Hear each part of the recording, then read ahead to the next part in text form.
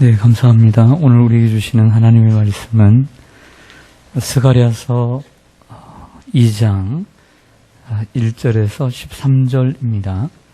스가랴 2장입니다. 구약성경 1314쪽 2장 1절 제가 먼저 읽겠습니다. 내가 또 눈을 들어 본즉 한 사람이 측량줄을 그의 손에 잡았기로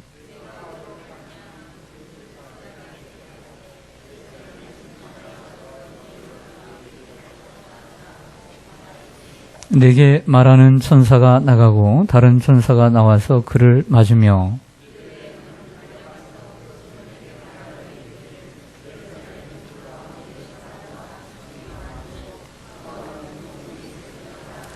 여호와의 말씀에 내가 불로 둘러싼 성곽이 되며 그 가운데에서 영광이 되리라.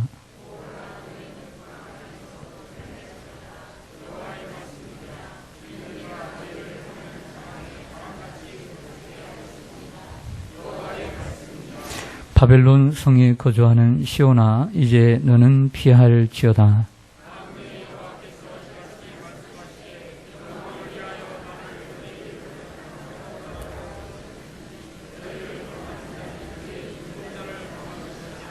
내가 손을 그들 위에 움직인즉 그들이 자기를 섬기던 자들에게 노략거리가 되리라 하셨나니 너희가 만군의 여호와께서 나를 보내신 줄 알리라.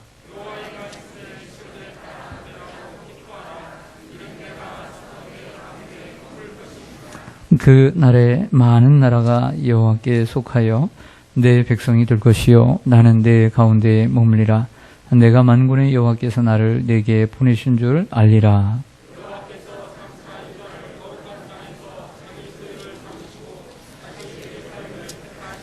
함께 읽습니다.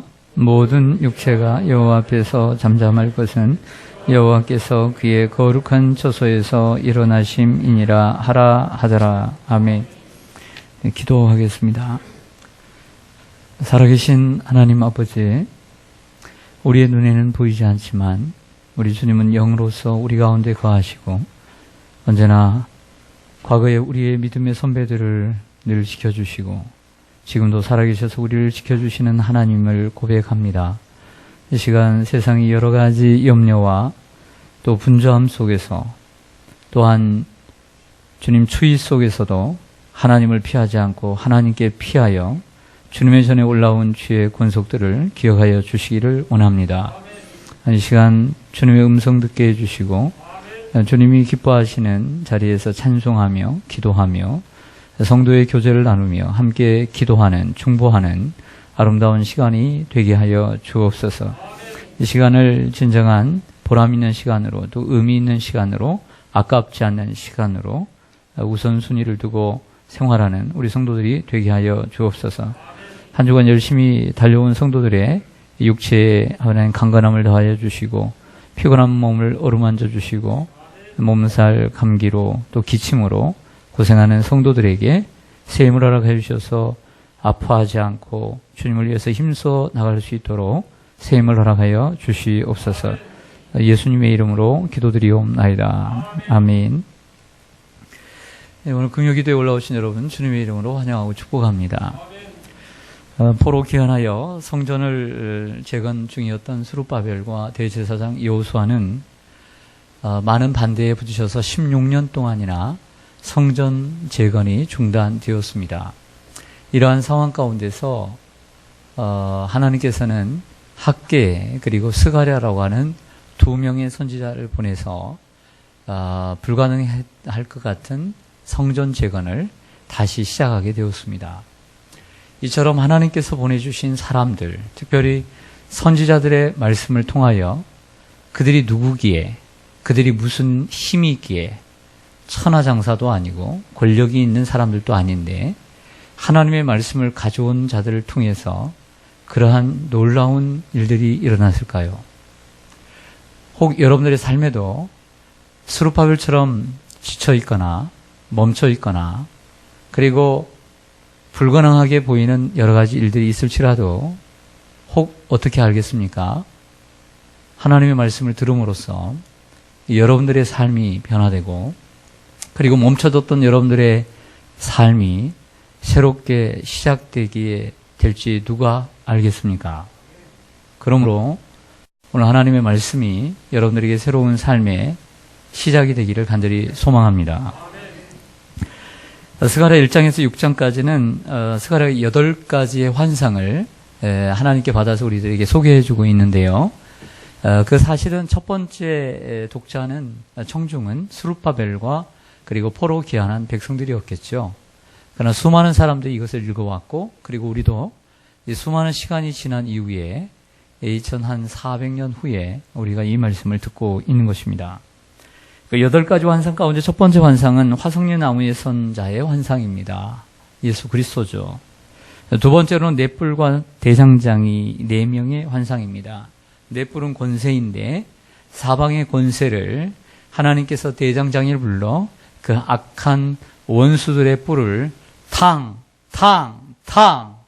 내리 찍으심으로 깨끗하게 하시는 거죠. 할렐루야. 하나님은 이러신 분이십니다. 오늘 세 번째 환상은 오늘 2장 전체에 기록되어 있는데요. 하나의 말씀이기 때문에 다 읽었습니다. 그 세 번째는 일명 측량줄 환상입니다. 따라가겠습니다. 측량줄 환상. 오늘 1절과 2절을 좀 보실까요?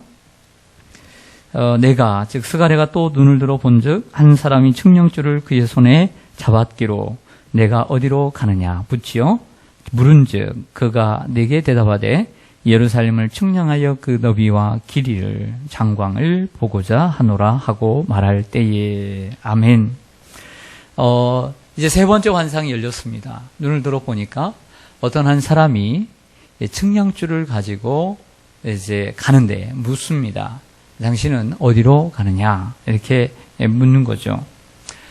지난주에도 우리가 살펴봤듯이 두 번째 환상에서 스가랴가 무려 2번의 질문을 합니다. 제가 질문을 잘하는 학생이 공부를 잘한다고 그랬죠. 마찬가지로 사실은 스가랴가 적극적인 성격이었는지 모르지만 혹이라도 여러분 중에 소극적이고 그리고 수줍은 성격을 가지고 있어 할지라도 하나님의 사명이기 때문에 또 이 맡은 사명을 위한 책임감 때문에 담대함을 가질 수 있었던 것입니다. 묻지 못하는 어리석음을 갖지 말고 물어야 할 때는 꼭 물어야 할 줄로 믿습니다. 두 번째 환상에서도 2번의 질문을 했는데 여기서 묻습니다. 어디로 갑니까? 그랬더니 이렇게 대답합니다. 저 예루살렘에 가서 그 너비와 길이를 측량하려고 간다. 이렇게 얘기합니다. 그 말은 거기에 측량을 해서 뭐 하겠다는 겁니까? 무너진 예루살렘을 다시 세우겠다라고 하는 말씀이죠. 이미 폐허가 된 예루살렘 성을 측량해서 성전을 짓고 도로를 만들고 또 집을 지을 생각입니다. 기획도시를 만드는 것이죠. 우리는 뭐 이렇게 기획도시를 참 좋아합니다. 기획도시 같은 곳이 바로 이 목동 같은 곳이죠. 그래서 처음에 그 목동을 개발을 할 때에 전체적으로 기획을 합니다. 우리는 어쩔 수 없이 새롭게 할 수가 없으니까. 그러나 뭐 일산이라든지 분당이라든지 완전히 새로운 땅은 전체적인 기획을 합니다. 그래서 길은 여기다 낼 것이고 또 이렇게 돌아가서 이렇게 나오도록 길을 낸다든지 일방통행을 만든다든지 공원은 여기다 둔다든지 이런 기획을 하는 것이죠. 우리 도시도 큰 땅은 아니지만 저기 금천구청 바로 옆에 롯데캐슬인가요? 이제 곧 분양이 끝나고 이제 곧 많이 올라갔더라고요. 근데 거기도 이제 기획해서 만들어진 거겠죠. 종교 부지는 없습니다만은 그래도 우리 또한 그 지역을 향해서 직선거리로 뭐 1km밖에 되지 않으니까 복음을 전하는데 우리도 신경을 써야 할 것입니다. 건물을 지으려면 일단은 그 땅을 측량을 합니다.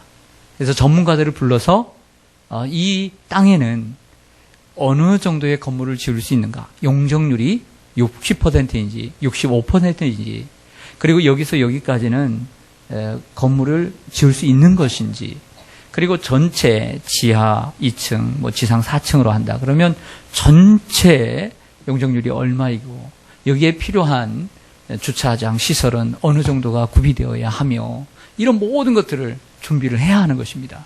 무작정 건축이 되는 것이 아닙니다. 그리고 내 땅이 있으니까 여기다 내 마음대로 100% 건물을 짓는 것도 아닙니다. 거기에 허락을 다 맡아야 요즘은 다 되는 것이죠. 그래서 오늘 이 천사는 이 건물을 성전뿐만 아니라 예루살렘을 회복시키려고 온 것입니다. 그런데 3절로 가보실까요? 네게 말하는 천사가 나가고 그랬습니다. 네게 말하는 천사가. 그런데 2장 1절에 보면 이 천사를 가리켜서 사람이라고 얘기했었지요. 그런데 3절에 네게 말하는 천사가 나갔다라고 하니까 이 사람은 천사임이 이제 밝혀진 것이죠. 맞습니까? 네. 그리고 다른 천사가 나와서 그를 맞습니다. 첫 번째 천사가 있고 두 번째 천사가 있는 거죠. 이르되 너는 달려가서, 즉 두 번째 천사가 첫 번째 나왔던 천사에게 말합니다. 너는 달려가서 그 소년에게 말하여 이르기를 예루살렘은 그 가운데 사람과 가축이 많음으로 성곽 없는 성읍이 될 것이라 하라. 여호와의 말씀에 내가 불로 둘러싼 성곽이 되며 그 가운데에서 영광이 되리라. 아멘. 처음 천사하고 얘기를 했는데요. 그래서 어디를 측량줄을 들고 가는 천사가 있습니다. 사람이라고 나왔는데 3절에서는 천사라고 분명히 얘기를 하고 있단 말이에요. 천사예요. 근데 그 다음에 다른 천사가 들어오면서 그 나가는 천사에게 말을 합니다. 그런 얘기예요. 한마디로 그 내용은 이런 얘기입니다. 측량할 필요 없다. 이런 얘기입니다. 측량할 필요 없다는 말은 직접적으로 하고 있진 않지만 두 번째 천사가 하는 말을 그 소년에게 전해줘라.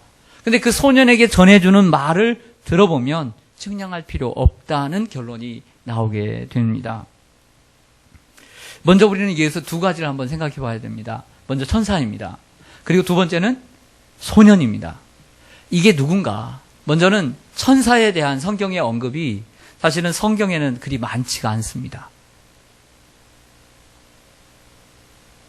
그렇기 때문에 오늘 본문에 나오는 천사는 대단히 중요한 천사론에 있어서 의미가 있습니다. 즉, 첫째 천사가 있는데 두 번째 천사가 와서 하는 말을 들어보십시오. 하는 말을 들어보면 명령입니다. 명령이에요. 그렇게 느껴지시죠? 예, 느껴집니다. 여기서 우리가 알 수 있는 것은 천사들 중에도 계급이 있다. 이거예요. 천사에도 계급이 있다, 없다? 있다라는 것을 우리가 짐작할 수 있는 것입니다. 그런 말씀이 나오는 거예요. 또 하나는 천사의 임무가 우리 사람들처럼 분배되어 있다라고 하는 거죠. 전문적으로 분배되어 있음을 알 수 있습니다. 우리가 보통 이제 성경 공부를 했던 것처럼 이 사탄이 된 루시엘은 하나님을 찬양하는 찬양 대장이고, 그리고 가브리엘은 하나님의 말씀을 기쁜 소식을 전하는 천사들의 대장이고, 그리고 미가엘은 싸우는 하나님의 전쟁, 하나님의 군사의 천사들의 대장이다. 여기 역할이 다 바뀌어져 있는 것을 볼 수가 있습니다. 그래서 오늘 본문은 천사에 관한 이러한 중요한 자료를 우리들에게 제공해 주고 있다라고 말할 수가 있습니다. 그리고 둘째 천사가 첫째 천사보다도 높은 지위에 있음을 알 수가 있습니다. 명령하고 있으니까요. 두 번째로는 이 소년이 누구라는 이야기죠. 첫째 천사가 나가려고 하니까 둘째 천사가 와서 너는 이 말을 소년에게 말을 해줘라 라고 했을 때 우리가 일반적으로 생각할 때 그 소년이 누구처럼 느껴집니까? 그렇죠. 스가랴처럼 느껴집니다. 이게 첫 번째 해석입니다. 그러므로 이렇게 해석할 수 있죠. 스가랴는 하나님께 부름 받았을 때에 어린 나이에 부름 받아서 사역을 했을 것이다 라고 짐작할 수가 있는 것입니다. 또 하나는 이 소년을 그냥 이 첫 번째 천사로 얘기를 하는 것입니다. 그럴 경우에는 그 천사가 소년이라면 어린 나이임에도 불구하고 예루살렘을 세우려고 한다고 볼 수가 있는 것입니다. 그런데 이 둘째 천사가 첫 번째 천사, 나가려고 하는 측량줄을 잡고 있는 천사에게 한마디로 측량할 필요 없다라고 결론 지은 이유가 있다는 것이죠. 그 이유는 이것입니다. 4절을 다시 한번 보시면 이르되 너는 달려가서 그 소년에게 말하여 이르기를, 첫 번째, 예루살렘은 그 가운데 무엇과 무엇이 많다. 사람과 가축이 많다. 지금은 많아요, 적어요? 적죠. 그러나 사람과 가축이 많아질 것이고, 두 번째는 성곽 없는 성읍이 될 것이라. 성곽이 필요 있다, 없다? 없다. 세 번째는 5절에 보면 여호와의 말씀에 내가 불로 둘러싼 성곽이 될 것이다. 누가 성곽이 될 것이다?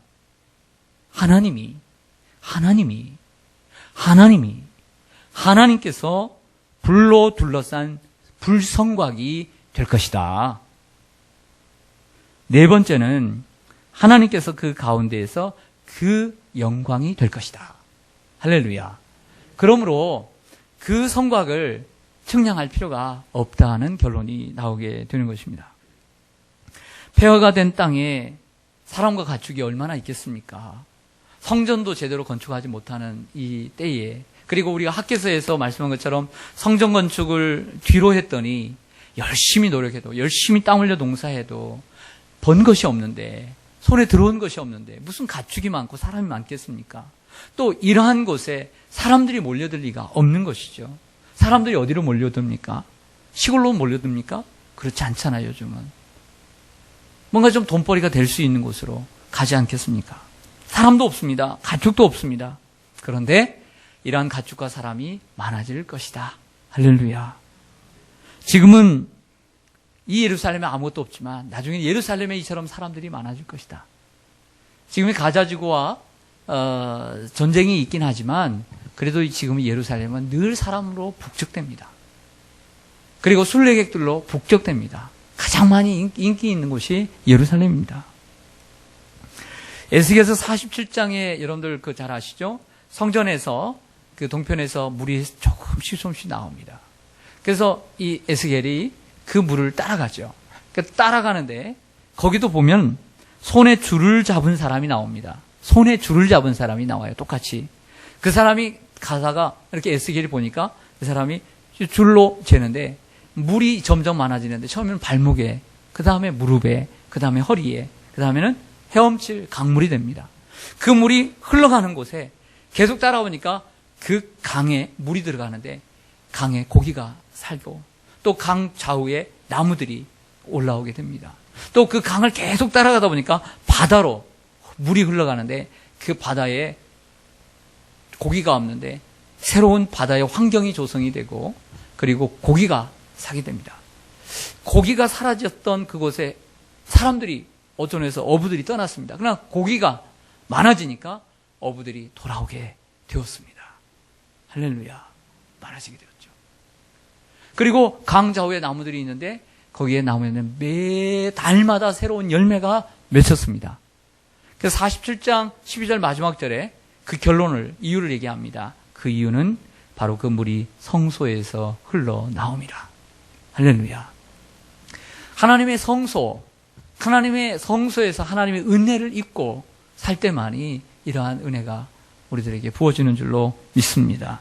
그래서 우리 교회 매년 표어가 있지만 올해는 평신도를 동역자로 세우는 교회입니다. 왜냐하면 많은 일꾼을, 그 어느 때보다도 많은 일꾼을 가장 많이 세웠기 때문에 평신도를 동역자로 세우는 교회로 표어를 정했는데, 우리 교회 영구 표어는 이 에스겔서 47장의 말씀을 근거로 그리스도의 생명과 축복의 지경을 넓혀가는 교회입니다. 우리 교회 안에서 이 불빛이라고 하는 강대상에서 흘러나오는 이 말씀이 성도들의 심령에 흐르고, 이 심령의 하나님의 말씀을 가지고 가정과 사회와 직장으로 나가서 생명이 흘러나오는 곳에 이처럼 살리는 생명의 역사가 일어나고, 그것이 축복의 역사가 일어나고 축복의 지경이 넓혀지고 이렇게 되는 교회가 되기를 간절히 소망해서 그리스도의 생명과 축복의 지경을 넓혀가는 교회입니다. 이런 축복을 여러분들이 받게 되기를 소망합니다. 어제 그 목사님들과 사모님들 야외 모임이 있어서 그 양평 근처에 있는, 주소는 경기도 그 광주더라고요. 광주에 있는 그 도심지에서 떨어진 강마을 도토리라고 하는 식당에 갔습니다. 혹시 여기 다녀오신 분 한분 계십니까? 강마을 도토리. 그러니까 팔당대교 근처인데 거기가 산에 이렇게 둘러싸여 있는데 그 앞에가 강이 쫙 펼쳐져 있습니다. 겨울에는 언다고 그래요. 네, 안 가보셨군요. 시간 되시면 한번 가보시기 바랍니다. 그러나 끝까지 들어보시고. 네. 이쪽에 개성 있는 목소리가 이쪽에 있네요. 네. 그 오전 10시에 그 교회에서 한 곳에 이제 두 곳에서 이제 한 곳에서 모여가지고 10시에 출발했는데 올림픽대로가 무척 막히더라고요. 목요일인데. 그래서 1시간 반 걸려가지고 도착을 먼저 했습니다. 그래서 거기는 예약이 안 된다고 그래서 번호표를 뽑았는데 번호표가 11시 반에 도착했는데 53번이에요. 그러니까 한 팀씩 53번이에요. 우리 팀은 21명이었어요. 그런데 기다리라는 거예요. 대기실에 갔더니 사람들이 너무 많아서 앉을 수가 없어가지고 1시간 한 10분에서 1시간 반 기다리면 된다고 그래요. 개인적으로 왔으면 다른 데 갔겠지만 팀으로 왔으니까. 그래서 기다렸는데 저희야 뭐 젊으니까 괜찮은데 뭐 60, 70 넘으신 분들도 많은데 밖에서 기다렸습니다. 몇 분 기다린 줄 아세요? 2시간 기다렸습니다. 정확하게 2시간. 2시간 기다리고 도토리, 뭐 강마을 도토리. 예, 여기가 참 도토리다 그러더라고요. 여기에 참 도토리가 있다. 여러분들 시간 나실 때 그리고 꼭 11월 달부터는 예약이 가능하다고 하니까 예, 그래서 한번 가보실 분은 가보시길 바랍니다. 강마을 도토리 치면 나옵니다. 집에 가서 까먹으면 저한테 문자 주십시오. 제가 아주 친절하게 문자 보내드리겠습니다. 그런데 이게 우리처럼 이 2차선 왕복이었는데 차가 많다 보니까 주차 요원들이 많은데 저 뒤에도 주차장이 따로 있고 그 앞에도 있는데 너무나 사람들이 많으니까 주차할 곳이 없는 거예요. 그냥 그려지죠. 차들은 쌩쌩 다녀야 됩니다. 큰 트럭들이 많이 다녀요. 그러니까 주차 요원들이 그러니까 나중에 이제 제가 이제 식사를 하고서 나와 보니까 이제 주차 요원들이 어떤 주차를 하는 줄 아세요? 딱 눈치 보면 알잖아요. 우리 식당에 온 거. 딱 하면서 다음에 들려주세요. 다음에 들려주세요. 더 받을 수가 없는 거예요. 다음에 들려주세요. 그 멀리 식당이 있는데 그렇게 잘 되는 거예요. 목사님들이 이 광경을 보고 뭐라고 했게요? 우리 교회도 사람들이 너무 많아. 저랬으면 좋겠다. 교회가 예배드리는 주일날 사람들이 교회에 들어올 자리가 없어서 주차장도 없고 교회 자리도 없어서 다음에 들려주세요. 다른 교회 오래 가주시고 청 오시려면 다음에 들려주세요. 이랬으면 좋겠다. 아멘. 네. 그런 얘기를 하셨어요. 느낌이 오시죠? 예. 저 산골짜기의 다람쥐 거기에 있음에도 불구하고 그렇게 잘 되는데, 야. 제가 왜 이야기를 했냐면 지금은 황폐된 예루살렘 땅이지만 예루살렘 성벽이지만 이렇게 된다는 거예요. 할렐루야. 지금은 가축도 없고 사람도 없지만 이렇게 된다는 거예요. 이렇게. 얼마나 큰 축복입니까? 하나님께서 그렇게 말씀하셔요. 그리고 성곽이 필요 없다는 것입니다. 그래서 근데 사실은 후에 세 번째 포로기한 주자였던 느헤미야가 와서 52일 만에 성벽을 재건을 해요. 그 성벽이 없던 건 아니에요. 후에 생겨요. 성벽이 있습니다. 그러나 이 말은 무슨 뜻이냐? 성벽이 있든 아무리 적이 오면 그 성벽이 있다고 못 넘어오겠습니까? 그 성벽보다 더욱더 튼튼한 하나님이 지켜주신다는 거죠. 할렐루야. 여러분 집에 담이 있다고 그래서 새콤이 있다고 그래서 안전합니까? 안전하지 않잖아요. 출애굽하고서 얼마 되지 않아서 바로의 마음이 바뀝니다. 그래서 이 군대를 이끌고 전차를 동원해서 온 전차를 동원해서 쳐들어옵니다. 그래서 한참을 갔는데 앞에는 홍해가 가로막혀 돌아갈 수가 없는 거예요. 그리고 사람이 건널 수 있는 곳이 아닙니다. 그때 하나님께서 어떻게 하십니까? 너희는 가만히 있어. 내가 행하는 구원을 보라.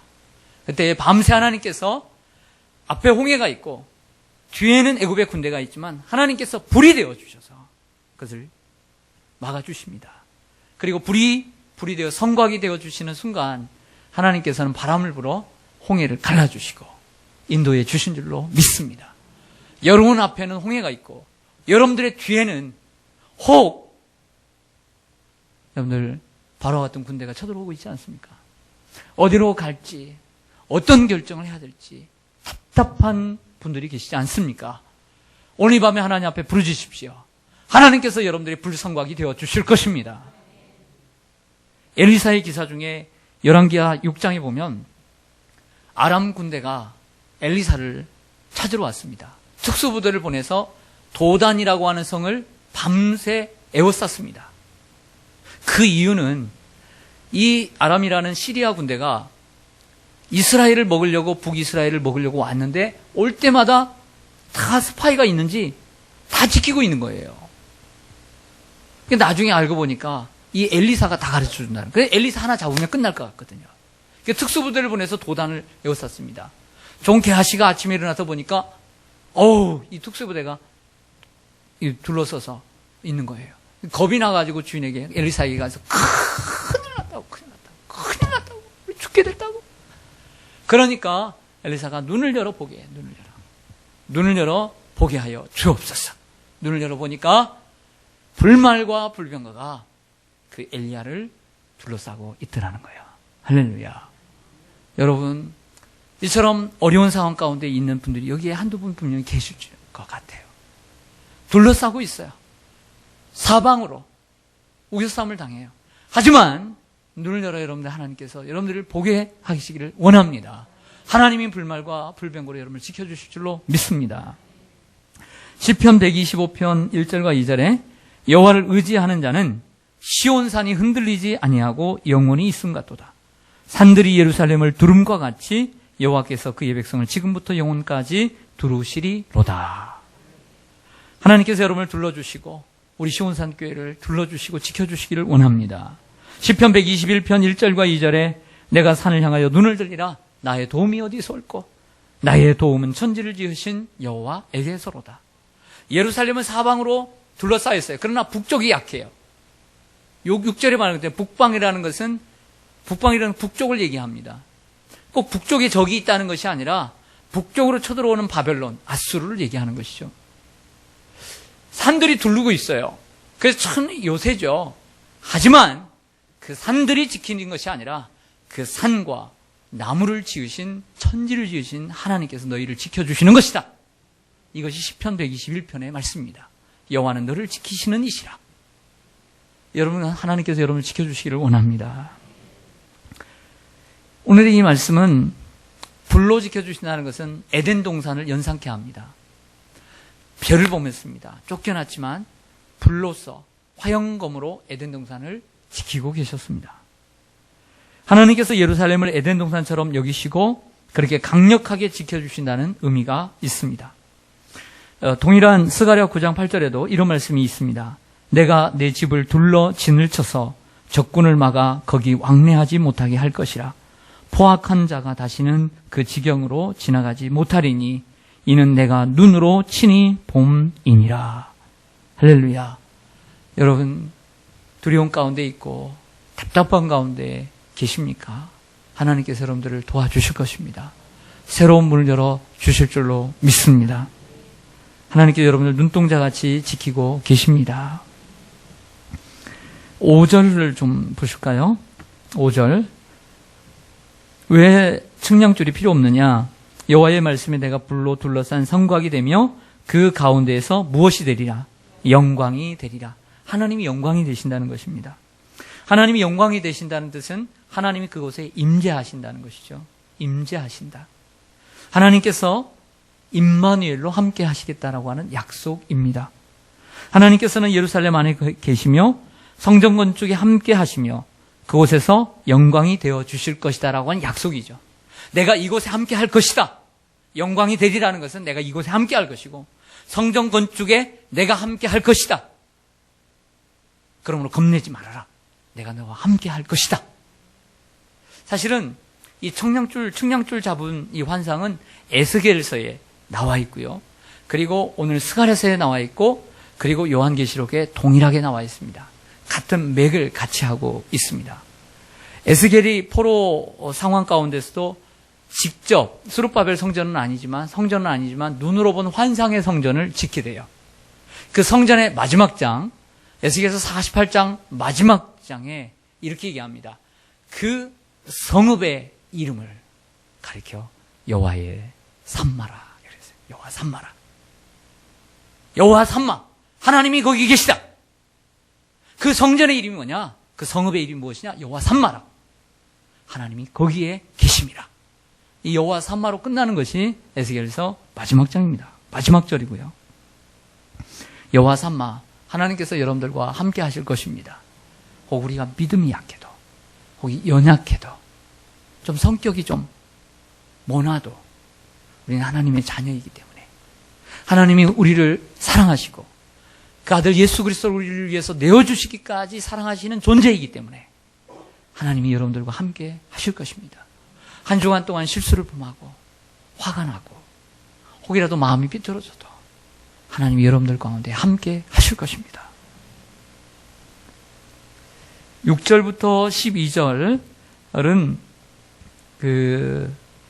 한번 보실까요? 6절 보시면 오호라 너희는 북방 땅에서, 북방 땅은 북쪽에 있는 땅인데 사실 우리가 지도를 배웠지만 북쪽에 있다고 해서 있는 것이 아니라 바벨론과 아수르는 그 위에 있는 건 아니에요. 북방에서 온 땅에서 이런 얘기입니다. 도피할지어다 여호와의 말씀이니라. 이는 내가 너희를 하늘 사방의 바람같이 흩어지게 하였습니다. 여호와의 말씀이니라. 바벨론 성에 거주하는 시온아 이제 너는 피할지니라. 네, 이 6절과 7절은 1장 7절 이하에 나오는 화석류 나무 사이의 환상의 요약입니다. 그리고 8절부터 만군의 여호와께서 이같이 말씀하시되 영광을 위하여 너희를 노략한 여러 나라를 보내셨나니 너희를 범하는 자는 그의 눈동자를 범하는 것이라. 내가 손을 그들 위에 움직인즉 그들이 자기를 섬기던 자들에게 노략거리가 되리라 하셨나니 너희가 만군의 여호와께서 나를 보내신 줄 아니라.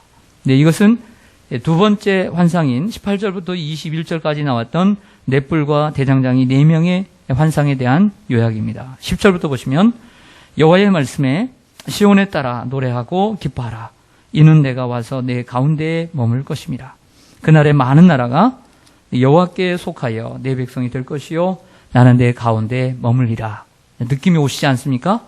자, 이 11절의 말씀을 보면 10절 11절의 말씀을 보면 바로 오늘 세 번째 측량줄에 대한 환상의 요약처럼 느껴지지 않습니까? 맞습니까? 예, 그날에 많은 나라가 여호와께 속하여 내 백성이 될 것이요 나는 내 속에 머물리라. 내가 만군의 여호와께서 나를 내게 보내신 줄 알리라. 여호와께서 장차 유다를 거룩한 땅에서 자기 소유를 삼으시고 다시 예루살렘을 택하시리니.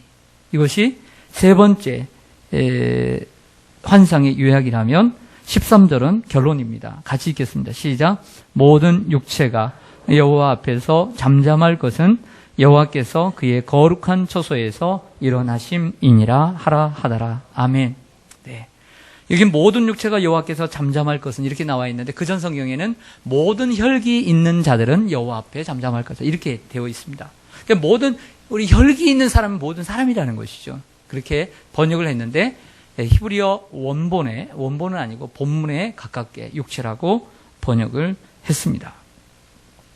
그런 내용입니다.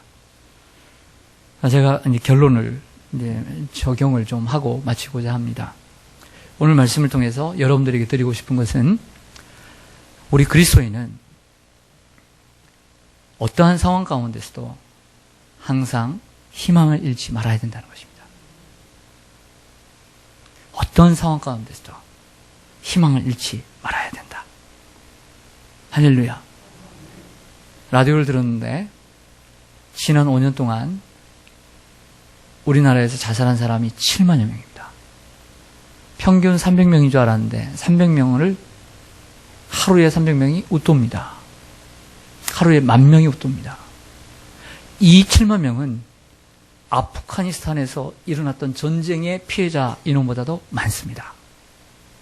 그런 얘기를 하더라고요. 여러분, 어떤 상황에서도 우리는 희망을 잃지 말아야 합니다. 솔바벨은 16년 동안 성전 건축이 중지되어 있었어요. 여러분 삶에 실패가 있고 좌절이 있고 부끄러움이 있어도 절대 낙심하지 말고 믿음의 주여 온전케 하시는 예수를 바라보시기를 바랍니다. 그 앞에 있는 기쁨을 위하여 십자가를 참으신 예수님처럼 여러분도 낙심치 말고 그 현실과 싸워 이기시기를 바랍니다. 그 현실과 싸워 이길 때 여러분들에게 튼튼한 영적인 근육들이 생길 것입니다. 부요하신 예수님께서 가난하게 되심을 통해서 우리를 부요케 하기 위해서 부요하신 주님께서 우리를 위해서 가난하게 되셨다라고 말하고 있습니다. 어떤 권사님께서 그런 얘기를 하시더라고요. 제가 신방보고를 받고 전화를 드렸는데 하나밖에 없는 오빠가 지방에 사는데 아파가지고 서울 삼성병원에 올라왔는데 여기저기 알다가 경추가 안 좋다는 얘기를 듣고 수술했는데 수술이 잘못됐어요. 2번이나 수술을 했는데 그래서 이 제일 좋은 병원에서 상황이 어렵고 그래서 내려가자는 가까운 곳에서 오랫동안 치료하자는 얘기도 있지만 대구 쪽으로 내려가자는 얘기도 있지만 그래도 재활이 제일 좋은 연세대 병원에서 세브란스 병원에서 그래도 가보자. 그래서 알아보고 있다는 것입니다. 그러면서 하신 말씀 이런 말씀하세요. 임대호 성도님이 아버님이 아파서 심장 수술을 해야 할지 다리를 어떻게 해야 될지 그 상황을 얘기를 들을 때는 그냥 남의 얘기처럼 들리더라는 거예요. 남의 얘기처럼. 그런데 오빠가 저렇게 아프고 나니까 그때서야 남의 얘기처럼 안 들린다는 거예요. 그리고 그 아픔이 얼마나 큰 아픔이고 괴로움인지를 자기가 알겠다. 이런 말씀하셨어요. 여러분, 하나님께서 우리를 인도하십니다. 여러분들 인도하실 줄로 믿습니다. 또한 두 번째는 교회는 장벽이 없어야 합니다. 교회는 외적인 조건으로 존립하는 것이 아닙니다. 인종이나 나이나 지식, 물질, 명예, 혈연, 지연, 학연에 얽매이지 말아야 합니다. 교회는 누구나 오는 곳입니다. 특정한 사람들, 이런 사람들만, 이쪽 사람들만. 그런 게 어떻게 교회입니까? 누구나 올 수 있는 것이 교회가 되어야 될 줄로 믿습니다. 또한 세 번째로 성도의 삶은 언제나 성도의 삶은 하나님의 영광과 능력으로 충만해야 합니다. 10절 말씀을 다시 한번 보고 마치겠습니다. 10절. 같이 읽겠습니다. 시작. 여호와의 말씀에 시온에 따라 노래하고 기뻐하라. 이는 내가 와서 내 가운데 머물 것임이라. 할렐루야. 내 가운데 와서 머물 것입니다. 임재하시겠다는 거예요. 내 영광이 되리라. 성도는 하나님의 임재로 기뻐하고 노래하는 것이 주식이어야 합니다. 그것을 가리켜 성령 충만하다, 은혜 충만하다, 말씀 충만하다, 감사 충만하다라고 하는 것이죠. 여러분을 향한 놀라운 하나님의 계획이 분명히 있습니다. 그 하나님의 계획을 여러분들 확실히 믿고 나아가시기를 주님의 이름으로 간절히 축원합니다. 아멘. 기도하겠습니다.